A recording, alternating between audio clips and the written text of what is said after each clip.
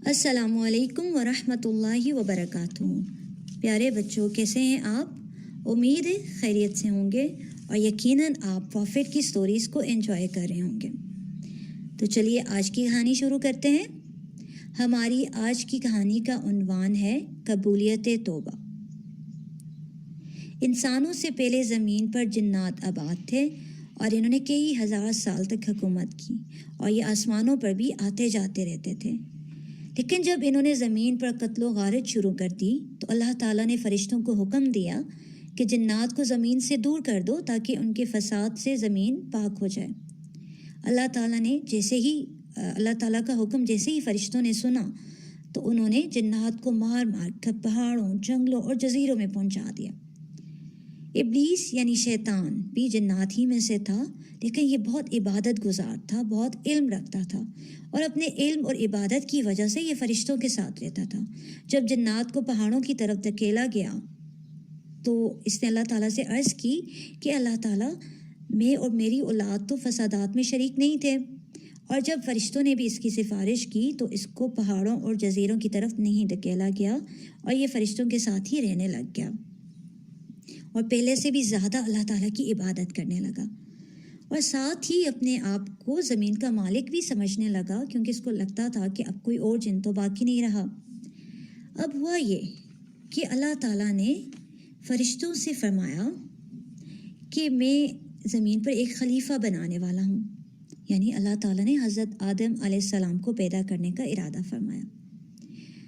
تو جب فرشتوں نے یہ سنا تو وہ کہنے لگے کہ کیا آپ زمین میں ایسے شخص کو خلیفہ بنائیں گے جو زمین میں فساد مچائے گا اور وہ ایک دوسرے کا خون بہائیں گے، جبکہ ہم تیری حمد و ثنا کرتے ہیں، تیری تسبیح بیان کرتے ہیں۔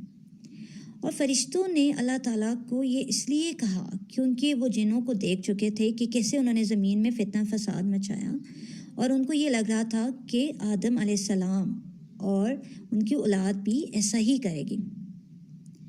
اور جبکہ فرشتے تو اللہ تعالیٰ کی نافرمانی نہیں کرتے نا، وہ تو ہر وقت اللہ تعالیٰ کی تسبیح بیان کرتے ہیں، تو اللہ تعالیٰ کو وہ کہنے لگے کہ پھر دوسری مخلوق کو پیدا کرنے کی کیا ضرورت ہے۔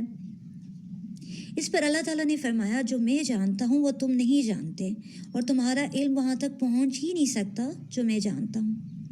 اور اس کا مطلب یہ تھا کہ اللہ تعالیٰ نے انسانوں میں ہی انبیاء، صدیقین، شہداء، نیک لوگوں کو بھی پیدا کرنا تھا جو اللہ تعالیٰ کا قرب حاصل کرنے والے ہوتے۔ اب کیا ہوا کہ اللہ تعالیٰ نے اپنے ہاتھوں سے حضرت آدم علیہ السلام کو بنایا اور پھر روح کو حکم دیا کہ اے روح اس جسم میں داخل ہو جا، اور پھر جیسے ہی روح ان کے جسم میں داخل ہوئی اور پورے جسم میں پہنچی، جہاں جہاں وہ پہنچتی جاتی وہ بدن گوشت، پوست اور ہڈی کا بننا شروع ہو گیا، اور اس طرح سے ایک پورا انسان جو ہے وہ اللہ تعالیٰ نے تخلیق کر دیا۔ اور پھر اللہ تعالیٰ کے حکم سے ایک فرشتہ جنت کا لباس لے کر آیا اور وہ آدم علیہ السلام کو پہنا دیا گیا۔ اور آپ کو پتہ ہے یہ کون سا دن تھا؟ یہ جمعۃ المبارک کا دن تھا، جس دن اللہ تعالیٰ نے حضرت آدم علیہ السلام کو پیدا فرمایا۔ اب رب العزت نے، اللہ تعالیٰ نے ان کی کمر پر اپنا دایاں ہاتھ پھیرا تو ان کی پشت سے جس قدر نیک بخت لوگ پیدا ہونے تھے ان کی صورت حضرت آدم علیہ السلام کو دکھا دی، اور اسی طرح جب دوسرا ہاتھ ان کی کمر پر پھیرا تو جتنے بدبخت لوگ پیدا ہونے تھے انہیں بھی حضرت آدم علیہ السلام کو دکھا دیا گیا، ان کی صورتیں بھی دکھا دی گئی۔ اور پھر اللہ تعالیٰ نے ان تمام انسانوں کی روحوں کو پیدا کیا اور ان روحوں کو جمع فرمایا اور ان سے عہد لیا۔ اور کیا عہد لیا؟ کہ کیا میں تمہارا پروردگار نہیں ہوں؟ اور سب روحوں نے یک زبان ہو کر فرمایا بے شک آپ ہمارے رب ہیں اور ہم سب گواہ ہیں۔ آپ کو پتہ ہے اس عہد کا نام کیا ہے؟ اس عہد کو عہد الست کہتے ہیں، جس کا ذکر قرآن مجید میں کیا گیا ہے، اور یہ تمام روحوں سے لیا گیا تھا، اور یہ اس لیے لیا گیا تھا تاکہ قیامت کے دن کوئی انسان یہ نہ کہہ سکے کہ ہم تو اس سے بے خبر تھے، یعنی ہمیں معلوم ہی نہیں تھا کہ اللہ تعالیٰ ایک ہے۔ اور انسانوں سے اس عہد میں یہ کہلوایا گیا تمام روحوں سے کہ وہ صرف اللہ کی عبادت کریں گے اور کسی کو اس کا شریک نہیں ٹھہرائیں گے، اور اس عہد کے فرشتے بھی گواہ تھے اور آسمان اور زمین بھی گواہ تھے، تاکہ قیامت کے دن کوئی بہانہ نہ کر سکے کہ ہمیں اللہ تعالیٰ کے بارے میں نہیں معلوم تھا۔ اب جب حضرت آدم علیہ السلام پیدا ہو گئے اور اللہ تعالیٰ نے آدم علیہ السلام کو تمام اشیاء کے نام اور صفات سکھا دی، اور پھر وہی چیزیں جب فرشتوں کے سامنے رکھی اور ان سے کہا کہ اگر تم سچے ہو کہ یہ خلیفہ زمین میں فساد پھیلائے گا تو تم ان چیزوں کے نام بتاؤ۔ تو فرشتے کہنے لگے کہ اللہ تعالیٰ آپ تو ہر نقص سے پاک ہیں اور آپ ہی جانتے ہیں، اور ہم تو اتنا ہی جانتے ہیں جتنا آپ نے ہمیں سکھا دیا، اور تو ہی جاننے والا اور حکمت سمجھنے والا ہے۔ اب اللہ تعالیٰ نے حضرت آدم علیہ السلام سے فرمایا کہ اے آدم تم ان چیزوں کے نام بتاؤ، تو حضرت آدم علیہ السلام نے ان چیزوں کے نام بتا دیے۔ اللہ رب العزت نے فرمایا کہ کیا میں نے تم سے کہا نہیں تھا کہ میں آسمانوں اور زمین کی تمام چھپی باتوں کو جانتا ہوں، اور جو کچھ تم ظاہر کرتے ہو اور جو کچھ تم چھپاتے ہو اس کو بھی جانتا ہوں۔ یعنی جب فرشتوں کو یہ معلوم ہو گیا کہ اللہ تعالیٰ ہی علم رکھنے والے ہیں اور اللہ تعالیٰ ہی جاننے والے ہیں، حکمت رکھنے والے ہیں، اور اس سے یہ بھی پتہ چلتا ہے کہ علم جو ہے وہ عبادت سے افضل ہے۔ یعنی فرشتوں کو اللہ تعالیٰ نے جو سکھا دیا وہ وہی جانتے ہیں، لیکن آدم علیہ السلام کو اللہ تعالیٰ نے علم سے نوازا۔ اب جب فرشتوں نے مان لیا حضرت آدم علیہ السلام کی فضیلت کو، تو اللہ تعالیٰ نے فرشتوں سے فرمایا کہ آدم کے لیے سجدہ کرو، اور یہ اللہ کا حکم تھا۔ تو سب فرشتوں نے سجدہ کیا، یعنی انہوں نے اللہ تعالیٰ کی بات مان لی اور فوراً سے سجدے میں گر پڑے، لیکن ابلیس نے سجدہ نہ کیا اور اس نے اللہ تعالیٰ کے حکم ماننے سے انکار کر دیا۔ اس پر اللہ تعالیٰ نے اس سے فرمایا کہ اے ابلیس تو نے سجدہ کیوں نہیں کیا جبکہ یہ میرا حکم تھا؟ تو ابلیس کہنے لگا کہ میں آدم سے بہتر ہوں، آپ نے مجھے آگ سے پیدا کیا ہے اور اسے مٹی سے، یعنی اس سے تکبر کیا، اپنے آپ کو بڑا سمجھا اور آدم علیہ السلام کو حقیر سمجھا، اور اس طرح سے وہ کافروں میں سے ہو گیا۔ اصل میں ہوا یہ تھا کہ جب اللہ تعالیٰ نے آدم علیہ السلام کو خلیفہ بنایا تو شیطان ان سے حسد کرنے لگ گیا اور اندر ہی اندر جلتا بنتا رہا، کیونکہ اسے تھا کہ اسے خلیفہ بنایا جائے گا، اس کے ذہن میں یہ تھا۔ اور جب پھر سجدے کا حکم ہوا تو اس نے حسد کی وجہ سے انکار کر دیا اور اپنے آپ کو بڑا سمجھا۔ اللہ تعالیٰ نے اس سے فرمایا کہ تو یہاں سے نکل جا، اور تیرا حق نہیں تھا کہ تو تکبر کرتے، یعنی اللہ تعالیٰ کے حکم سے انکار کیا اور تو نے تکبر کیا، اور تمہارا یہ حق نہیں تھا۔ اور پھر یہ بھی فرمایا کہ تجھ پر قیامت تک لعنت ہے اور تو ہمیشہ چھوٹا ہو کر رہنے والوں میں سے ہے۔ جب شیطان نے یہ سنا تو اس نے اللہ تعالیٰ سے کہا کہ مجھے قیامت تک مہلت دے دے، یعنی مجھے موت نہ آئے۔ تو اللہ تعالیٰ نے اسے فرمایا ٹھیک ہے، تجھے یہ مہلت دی جاتی ہے۔ ابلیس نے اللہ تعالیٰ پر الزام لگایا اور کہا کہ تو نے مجھے گمراہ کیا ہے، اور اب میں کیا کروں گا کہ میں سیدھی راہ پر بیٹھوں گا اور جتنے بھی تو انسانوں کو پیدا کرے گا ان سب کے آگے سے بھی آؤں گا، پیچھے سے بھی، دائیں سے بھی، بائیں سے بھی، اور ہر طرف سے ان کو گھیروں گا اور ان کو اپنی راہ پر لگاؤں گا۔ یعنی جیسا وہ خود تھا، وہ کہنے لگا کہ میں ان کو بھی ایسے ہی بناؤں گا اور وہ تیرے شکر گزار بندے نہیں ہوں گے۔ اللہ تعالیٰ نے فرمایا تو یہاں سے نکل جا، تو میری درگاہ سے ٹھکرایا ہوا ہے اور تجھ پر لعنت ہے، تو رسوا شدہ ہے، اور جو بھی انسان تیری پیروی کرے گا تجھے اور ان سب انسانوں کو جہنم سے بھر دوں گا، یعنی جو شیطان کی پیروی کرنے والے لوگ ہوں گے۔ اب کیا ہوا کہ اللہ تعالیٰ نے ابلیس کو جنت سے نکال دیا اور آدم علیہ السلام کی پسلی سے حضرت حوا علیہ السلام کو بھی پیدا فرمایا، اور پھر ان دونوں سے فرمایا کہ تم اور تمہاری بیوی اس جنت میں رہو اور جہاں سے جی چاہے کھاؤ، مگر اس درخت کے قریب نہ جانا۔ اور یعنی ان کا ایک امتحان لیا اور کہا کہ اس درخت کے قریب نہ جانا ورنہ تم ظالموں میں سے ہو جاؤ گے۔ اس طرح سے دونوں حضرت آدم علیہ السلام اور حوا علیہ السلام جنت میں رہنے لگے اور بہت عرصہ گزر گیا۔ ادھر ابلیس بہت بے چین تھا اور وہ بہت حسد محسوس کر رہا تھا، اور اس کو تھا کہ آدم علیہ السلام کو فضیلت ملی اور وہ جنت میں رہ رہے ہیں، اور وہ ان کو بہکانا چاہتا تھا۔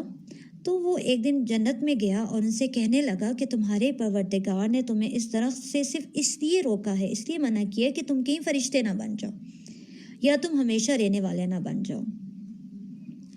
اور یہ اس کی طرف سے ایک چال تھی۔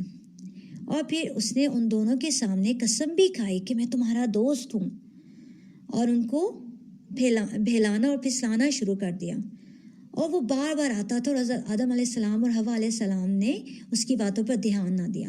لیکن جب بہت عرصہ گزر گیا اور حضرت آدم علیہ السلام کو اپنا پرومس بھول گیا کہ انہوں نے اللہ تعالیٰ سے پرومس کیا تھا کہ میں اس درخت کے قریب نہیں جاؤں گا، اور شیطان آ کر ان سے اس طرح کی باتیں کرنے لگا، تو انہوں نے اس کی بات مان لی اور اس نے اتنی زیادہ چکنی چپی باتیں کی اور بہلایا پھسلایا، تو انہوں نے اس درخت کا پھل کھا لیا۔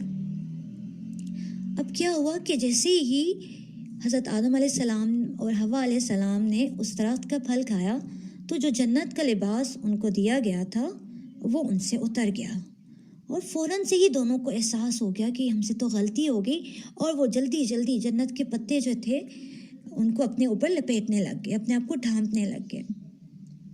اور اس پر اللہ تعالیٰ نے ان کو پکارا اور فرمایا، کیا میں نے تمہیں اس درخت سے روکا نہ تھا؟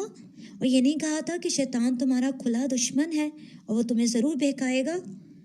اور پھر اللہ نے فرمایا، تم سب یہاں سے نکل جاؤ، تم ایک دوسرے کے دشمن ہو، اور اب تمہیں ایک وقت مقرر تک زمین میں رہنا ہے اور وہیں پر گزر بسر کرنی ہے۔ اور فرمایا کہ اسی زمین میں تم نے رہنا ہے، اسی زمین میں تم مرو گے اور اسی سے دوبارہ نکالے جاؤ گے۔ یعنی اللہ تعالیٰ نے حضرت آدم علیہ السلام کا ٹیسٹ لیا اور ان سے غلطی ہوئی اور ان کو جنت سے نکال دیا گیا۔ اب اس کا یہ مطلب نہیں ہے کہ اس وجہ سے وہ زمین پر بھیجے گئے، اصل میں انہیں زمین پر ہی آنا تھا، وہ زمین کے لیے ہی خلیفہ بنائے گئے تھے۔ اور یہ ٹیسٹ کیوں لیا، ابھی ہم جانیں گے کہ کیوں اللہ تعالیٰ نے یہ امتحان لیا۔ اب ہوا یہ کہ آدم علیہ السلام اور حوا علیہ السلام کو فوراً ہی اپنی غلطی کا احساس ہو گیا، اور دونوں ہی بہت غمزدہ تھے اور روتے رہتے تھے اور اللہ تعالیٰ سے معافی مانگتے رہتے تھے۔ تو اللہ تعالیٰ کی ہی طرف سے ان کی طرف وحی آئی، ہدایت آئی، اور اللہ تعالیٰ نے ان کو خود ہی ایک دعا سکھائی کہ اگر آپ یہ مانیں گے، اللہ تعالیٰ سے یہ دعا مانگیں گے تو اللہ تعالیٰ قبول کر لیں گے۔ اور وہ دعا کیا تھی؟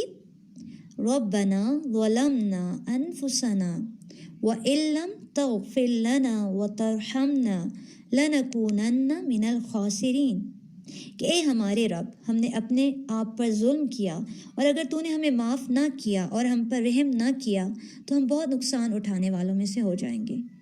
اللہ تعالیٰ نے خود ہی یہ دعا سکھائی حضرت آدم علیہ السلام کو، اور ان کو اپنی غلطی کا اعتراف بھی تھا، تو اللہ تعالیٰ نے ان کی یہ دعا قبول کر لی۔ اور اللہ اپنے بندوں کی توبہ قبول کرنے والے اور بہت رحم کرنے والے ہیں۔ اس طرح سے اللہ تعالیٰ نے حضرت آدم علیہ السلام کو معاف کر دیا اور ان کو نبوت بھی عطا کی۔ اب اس سٹوری میں، اس کہانی میں ہم نے 2 کریکٹر پڑھے، حضرت آدم علیہ السلام اور حوا علیہ السلام کا، اور ایک کردار تھا ابلیس کا۔